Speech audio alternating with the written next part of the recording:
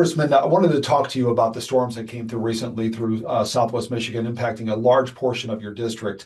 Do you think, have you been in contact with FEMA, first of all? And secondly, is FEMA prepared to help? Yes, and these storms were just tragic, and the intensity of an extremely localized storm was horrific. Been across the district the last 2 days from Edwardsburg, where the horrible death of a 12-year-old boy took place, all the way over to Union City, where it looks like actually a bomb was dropped on that community. Um, I've been in contact with FEMA. The Secretary of Homeland Security contacted me Friday night. Friday, we had a number of contacts with FEMA to talk with all of the sheriffs, emergency managers across the three-county region where everything took place. And so we've been discussing this. FEMA, even as recently as last night, indicated they will be making some assessments today. They think that it could go relatively quickly.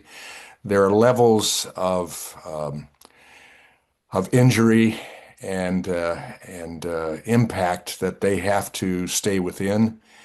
The majority of issues they can concern themselves with involve public sector involvement with municipal, governmental entities, agencies, buildings. For private sector, most is left up to insurance and state dollars that could come in.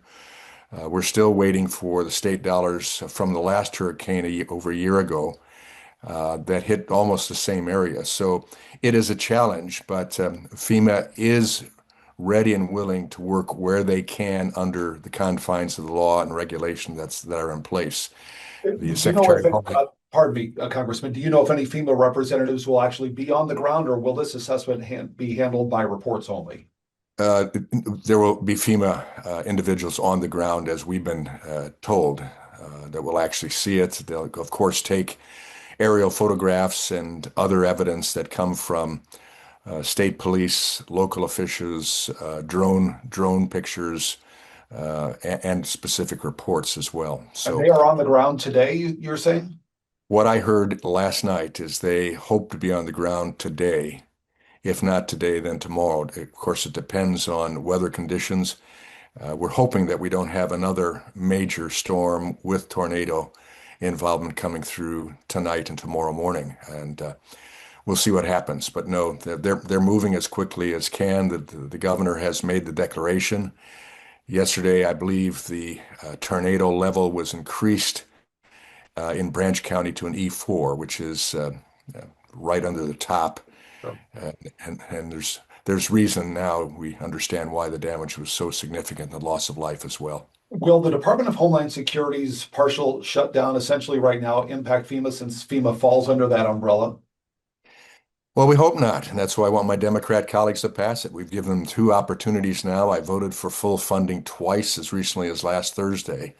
And sadly, our Democrat colleagues, for some reason, still want to belabor the issue of ICE in Minnesota, and that's no longer an issue. And the one big beautiful bill, we have paid fully for ICE and Customs and Border for probably the next couple of years.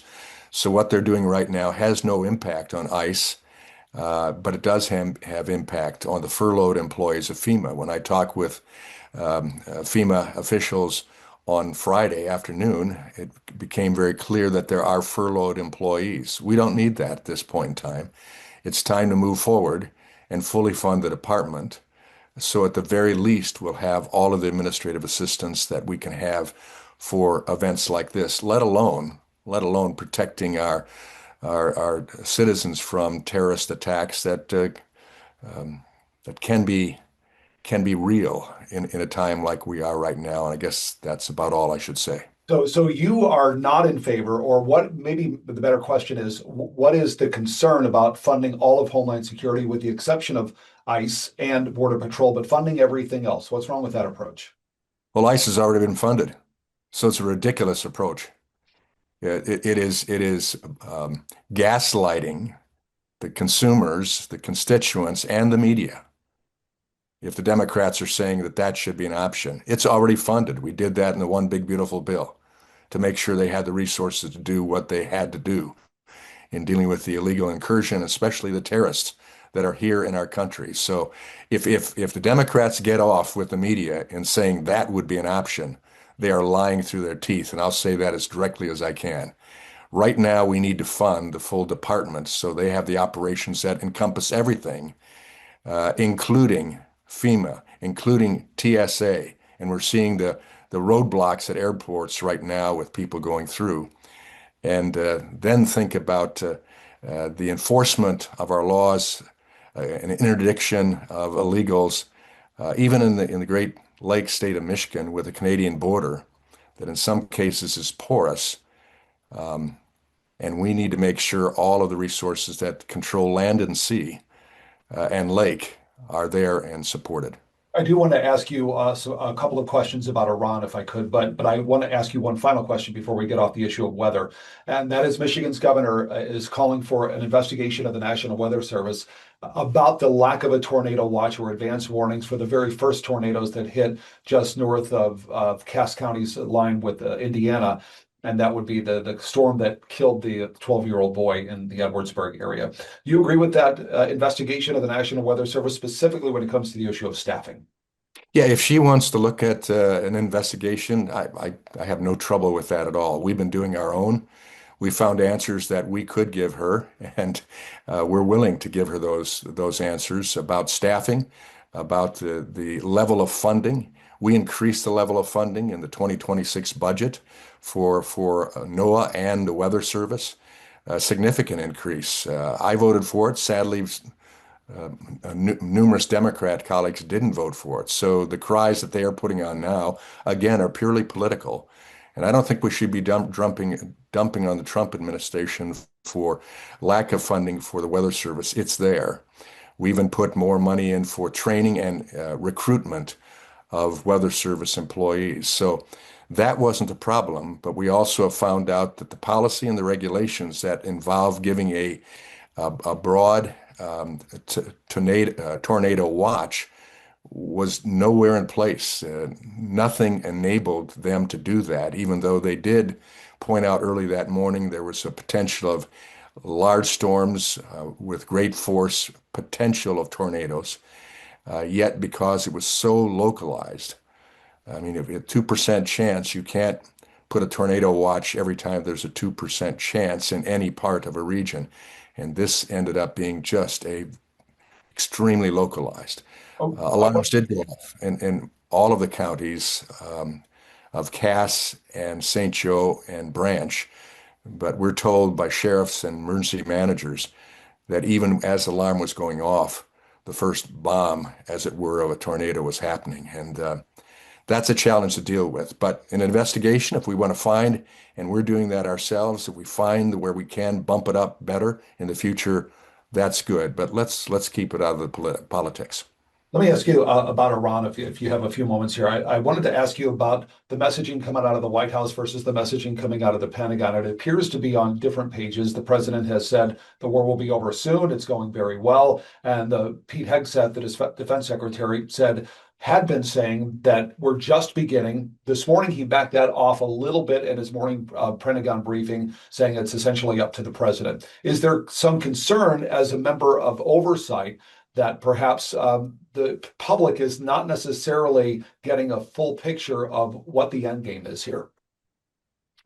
Well, I'm not sure how that can be said because the president has said along there are basically 3 points. One, we take out the malign leadership that has threatened America for the past 47 years and has been accounted for thousands of Americans killed, maimed, injured, and facilities as well.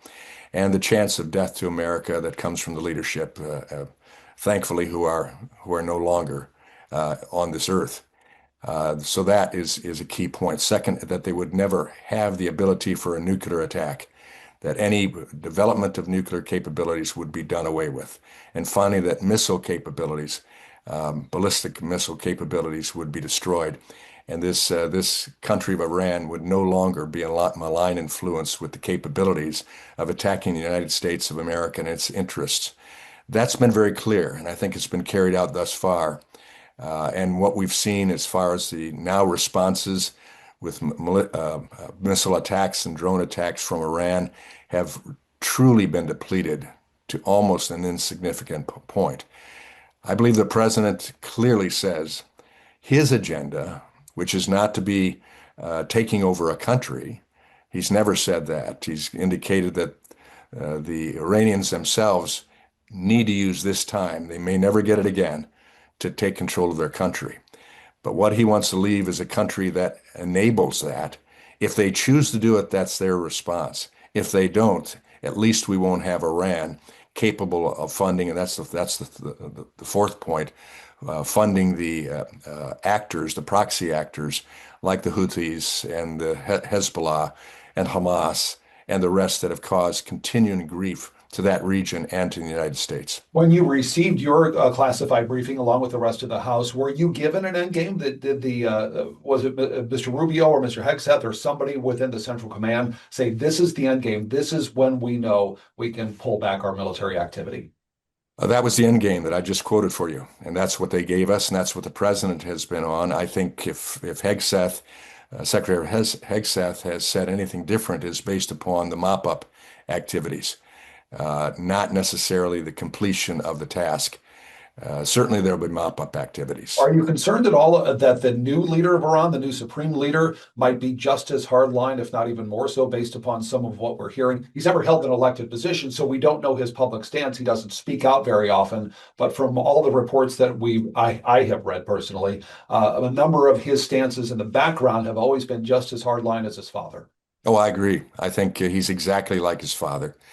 And that should cause him pause because he may be exactly like his father in not too distant future if he comes out of his hole and makes some statements. He needs to understand that the person standing next to him may be Mossad or some other operative that could take him out. So, yeah, we're concerned about him. But again, it is up to the Iranian citizens ultimately to take control of their country.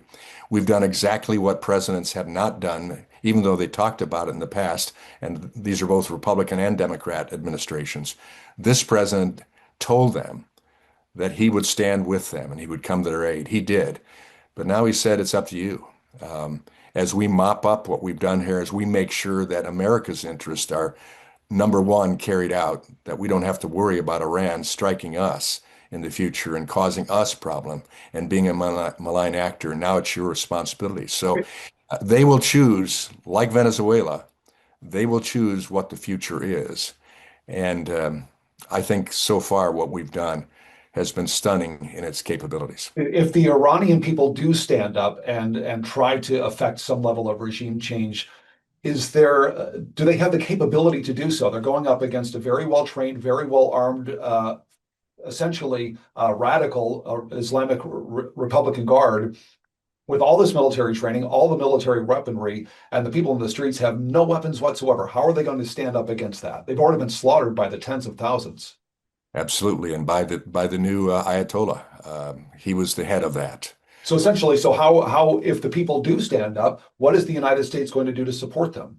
Well, the people need to stand up, and they can take an example from our revolution, where we stood up against a large and powerful country and won our revolution. It wasn't easy. There was intense loss of life. We didn't start out with as many weapons as the British troops had, but we won the revolution. Should the United States be prepared to give advanced weaponry to any rebel groups, for example, the Kurds? I think the United States should be prepared to support our best interests, and that best interest has to include a peaceful Iran. But again, we have to see the willingness of the Iranian citizens to do the job that they and they alone must do. I wanted to ask you one final question, and that's about the SAVE Act. But I do have a final question first before we move on off of Iran, and that is the issue of boots on the ground. Should American military families be concerned that American boots on the ground will have to go to Iraq if we've got to the point where we truly do want to effect change on the ground and we no longer have to deal with an Iranian threat? Well, I think we ought to be encouraged right now with the success that we've had without boots on the ground. The massive power, especially of the combined forces of the United States and Israel. I mean, it's unbelievable, the force that we have. But this is a large country, larger than the state of Texas. So it's not a simple mop up. And there'll be firefights that start. But I think our troops in the air, our missiles, etc., can handle this. But then it comes down to, again, the Iranian citizens who believe in their country, and they do, coming out and standing large themselves. And I think there will be, whether it's Iranian Kurdish forces or whatever, that will find means to get weapons to the citizens. And ultimately, I believe we have a good chance of seeing Iran in a very, very different place, even like we've seen Venezuela. But since the Pentagon and the White House have left boots on the ground as an option, leaving that on the table essentially, if that comes to fruition, would you support that? Well, we'll wait and see. That's where Congress comes in and here's the reports, here's the reasoning behind it, the rationale, and we make that decision. But we do want to make sure that Iran is never, never a danger to the United States again. Okay. I wanted to ask you a couple of very wrap-up questions about, and this is about the SAVE Act. A lot of polling shows that most people support photo ID. They don't necessarily have a problem with the issue of photo ID when it comes to voting. The question really is the proof of citizenship question. And the question surrounding that is the concern of having people provide their proof of citizenship, or with some people who might not necessarily have it easily attainable, and being essentially disenfranchised, taken off the voter rolls because they couldn't prove it, even though they have voted for the last 30, 40, 50 years. Those are moot arguments. There are all sorts of ways citizenship can be proved. There are all sorts of resources that we can provide to these people. I mean, this is a straw man argument. If the people in my district have problems proving their citizenship, call my office. We'll do everything possible to assist them in finding a means by which they can conclusively prove their citizenship. You know, that's why almost 80% of the population, Democrat, Republican, Independent, support an ID that includes citizenship. They don't believe that there should be cheating involved in our election process. That it ought to be fair, it ought to be just, and it ought to be just for citizens of this country. That's what the law says. So there isn't a problem in proving that if we're willing to do it. We can.